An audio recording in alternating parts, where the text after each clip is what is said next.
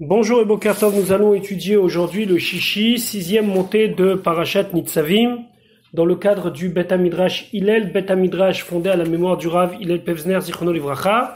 Notre étude commence au Perek Lamed, 30e chapitre du livre de Devarim, Pasuk Yudalef, verset 11.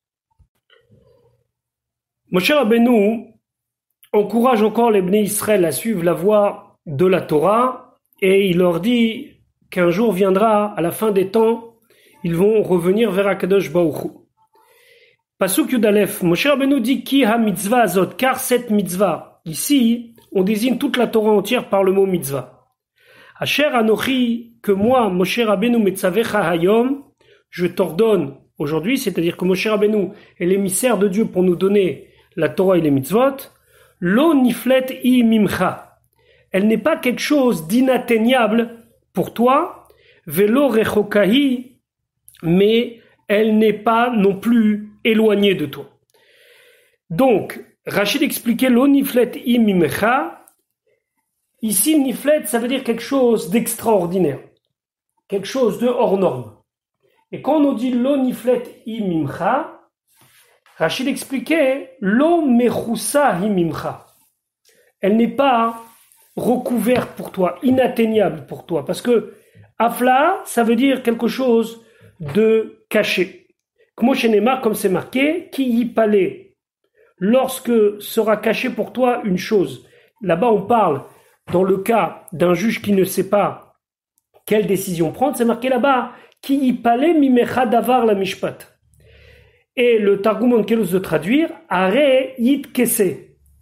Ce sera caché pour toi, ça veut dire que tu n'auras pas la compréhension des choses.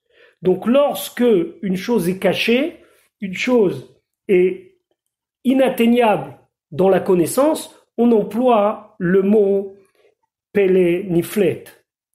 La même chose on trouve dans Echa vateret pelaim. On parle ici de Yerushalayim, Yerushalayim lorsqu'elle est détruite, et l'explication là-bas ça veut dire vateret bematmoniot.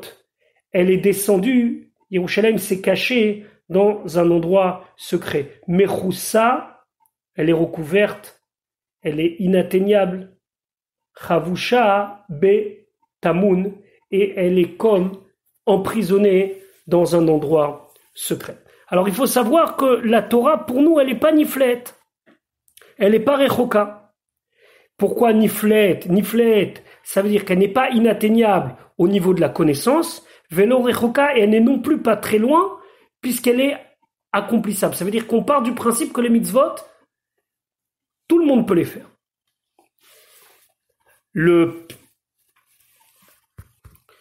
Et Moshe Rabbeinu illustre combien la Torah, elle est à notre portée. Pasuk Yudbet, lo vashamaim hi. La Torah n'est pas dans le ciel. Rabbeinu Bechaye dit, Dieu il l'a fait descendre du ciel. Les morts en disant, ça veut dire qu'on pourrait se dire, mi ya'alelanu hashamaima, qui va monter pour nous vers le ciel, veikachea lanu, et qui va nous la prendre, veyashmienu ota, et va nous la faire entendre, venaasena, pour pouvoir l'accomplir. Si elle était dans le ciel, alors tu pourrais te poser la question. Mais lo bashamaimi, shehil ou haïta bashamaim, car si elle était dans le ciel, haïta tzirach la'alot acharia ou lelameda. Tu aurais dû monter, l'atteindre dans les cieux et la prendre. Pasuk Yud Gimel.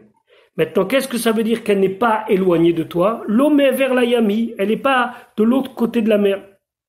Les morts, à tel point qu'on pourrait se dire, mi yavor lanu, qui va nous faire passer, elle est vers Ayam, de l'autre côté de la mer. Veikache alanu, et qui va nous la prendre. Veyashmienu ota, et qui va nous la faire entendre, qui va nous la prendre. Vena asena, et on va la faire. Non. La Torah, elle est proche de toi. C'est intéressant ce que la Gemara, elle dit dans Eruvin. Lo bashamaim hi, elle n'est pas dans les cieux, ça veut dire ceux qui sont orgueilleux. Velo me'ever layam, elle n'est pas de l'autre côté, c'est pas dans ceux qui passent leur temps à faire du commerce, aller à droite et à gauche. C'est pour ça que les Chachamim nous ont conseillé, 1, de ne pas avoir d'orgueil, 2, de faire moins de commerce, pour pouvoir avoir plus de temps pour étudier la Torah. Mais en tout cas, la Torah n'est ni dans les cieux, ni de l'autre côté de la mer, c'est-à-dire éloignée de nous. Pasuk Yudalet, qui karov elecha adavar meod, car elle est proche de toi, la chose, c'est-à-dire la parole, la Torah, beficha, dans ta bouche, que tu peux étudier la Torah en utilisant ta bouche, ou vivafra, et dans ton cœur. Ici, ça désigne le service de Dieu que l'on doit faire par l'amour, la crainte, etc. Là, Soto, pour l'accomplir, ça désigne et les mitzvot maasiot, les mitzvot concrètes, mais aussi gmilut chasadim et la bonté que la Torah nous donne. Ki karov elecha. Et là, Rashi dit une autre explication. Les paroles de la Torah sont très facilement compréhensibles. Pourquoi? Ha Torah nitna lachem bichtav ube'al peh, parce que la Torah, elle vous a été donnée à l'écrit et à l'oral. Donc, il suffit de s'y pencher pour pouvoir la comprendre. Voilà, je vous souhaite une bonne journée. Bezrat Hashem, à un petit peu plus tard pour étudier le Shevi, le Maftir de notre paracha.